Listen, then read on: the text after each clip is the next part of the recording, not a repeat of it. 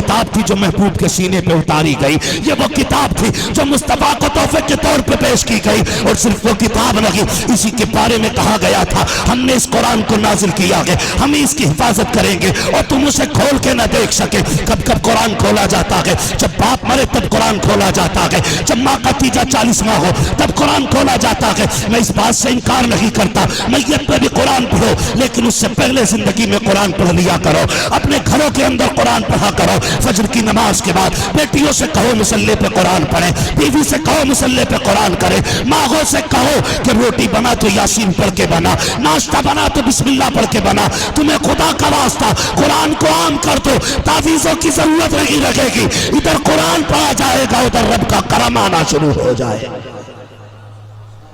کتنے گھروں میں قرآن پڑھا جاتا ہے؟ ہمارے گھر کی 90 سال کی بڑھیا، سرکار 90 سال کی بڑھیا جس کے پیر سیدھے نہیں پڑتے، پتہ چل جائے سیریل آ رہا تو گرتی پڑتی اٹھتی مرتی پہنچے گی بات، اور 3 منٹ کا سیریل نکل جا تھپڑ مار کے کہتی چشمہ کدھر ہے، منہ صاف نہیں دکھ رہے۔ اسی اماں سے کوئی پوچھے قرآن کیوں نہیں پڑھتی، کہتی ہے دکھتا نہیں۔ قرآن پڑھتے ٹائم پھوٹ جاتی ہے تیری، اور سیریل کے ٹائم آ کے کھول کھول کے چشمہ لگا کے بیٹھتی ہے۔ شرم کر، پیر لٹک گئے قبر میں۔ غلط کہہ رہا ہوں میں؟ جاؤ، جتنا بڑا مجمع بیٹھا ہے نا، اللہ آپ کو سلامت رکھے۔ میں چاہتا ہوں اللہ ہر گھر کے اندر ایک قرآن کا قاری پیدا فرما دے۔ اگر میری بات غلط ہو ہاتھ نہیں اٹھواؤں گا، خود دل پہ ہاتھ رکھ کے اپنے آپ سے سوال کرو، 1 سال سے کتنے لوگوں نے قرآن نہیں کھولا؟ ہاتھ نہیں اٹھواؤں گا میں، کیونکہ جھوٹے سچے سارے ہاتھ اٹھ جاتے ہیں، صحیح صاحب کے لیے ہاتھ نہیں اٹھواؤں گا، لیکن میں کہنا چاہتا ہوں خود اپنے آپ سے سوال کرو، سال ہو گیا قرآن کھولا؟ کتنے ایسے جنہوں نے 6 مہینے سے قرآن نہیں کھولا ہوگا، کتنے ایسے 3 مہینے سے قرآن نہیں کھولا ہوگا۔ جاؤ اپنے کمرے میں اندر داخل ہونا، نا سسرال کے دیے ہوئے سارے سامان پہ نظر ڈالنا، ہر چیز صاف نظر آئے گی، لیکن گرد اگر کہیں ہوگی تو وہ قرآن کے جزدان پہ نظر آئے گی۔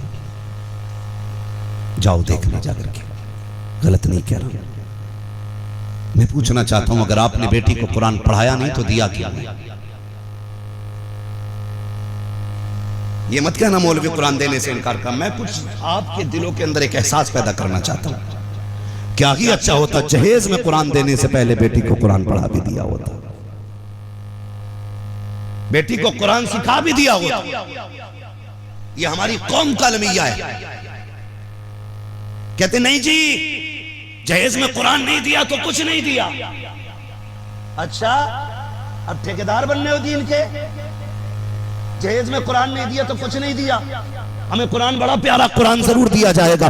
مجھے بتا 7 دن پہلے سے ڈھول بج رہا ہے تب قرآن کہاں تھا؟ 3 دن پہلے سے ڈی جے بجتے رہا تب قرآن کہاں تھا؟ تیرے گھر کے اندر گیت کی رسمیں ہوتی رہی تب قرآن کہاں تھا؟ تیرے گھر کے اندر روز رات کے 11 بجے ڈھولک بند ہوتی تھی، پرمل بانٹے جاتے تھے تب قرآن کہاں تھا؟ مہندی کی رسم پر جم کر کے بدتمیزیاں ہوتی رہی تب قرآن کہاں تھا؟ تیرے گھر کے اندر بیٹی کی رخصتی پہ بیٹے ڈانس کرتے رہے تب قرآن کہاں تھا؟ اب جب بیٹی چلنے لگی ہے تب کہتے ہو ٹھہر جاؤ، ابھی گاڑی میں پہلے بیٹی سے قرآن رکھا جائے گا۔ میں کلائی پکڑ کے پوچھتا ہوں ہر باپ سے جو گاڑی میں آگے قرآن رکھ رہے ہو، بتاؤ بیٹی کو قرآن پڑھایا آگے کہ نہیں؟ کہا نہیں مولانا قرآن تو نہ پڑھا سکے۔ کہا دے کیوں رہے ہو؟ تاکہ بیٹی کے جہیز میں کمی نہ رہ جائے۔ میں نے کہا چل ٹھیک ہے تو نے دے دیا جہیز کے طور پر، لیکن ہم نے دیکھا ہے جب یہی قرآن بیٹی کی سسرال جاتا ہے تو جیسی فریج آیا ساس کہتی ہے ادھر سنبھال کے رکھو، الماری آئی یہاں رکھو، آیا کولر یہاں رکھو، اس کے بعد واشنگ مشین یہاں رکھو، یہ کٹی کاٹنے کی مشین، یہ کپڑے دھونے کی مشین ساری سنبھال کے رکھی جاتی ہے۔ آخر میں ایک بندہ قرآن لے کے چلتا ہے، ساس کہتی ہے یہ کیا ہے؟ کہ اس میں قرآن ہے۔ کہ اس قرآن کی کیا ضرورت تھی؟ ہمارے گھر کے اندر 11 قرآن پہلے سے موجود تھے، جاؤ اسے مسجد میں پہنچا دیا جائے۔ اور میرے بھائی پوچھتے ہو قیامت کب آئے گی؟ جب قرآن کو اٹھا کے گھر سے مسجد میں پہنچانا جایا لگے تو یاد کر لینا اب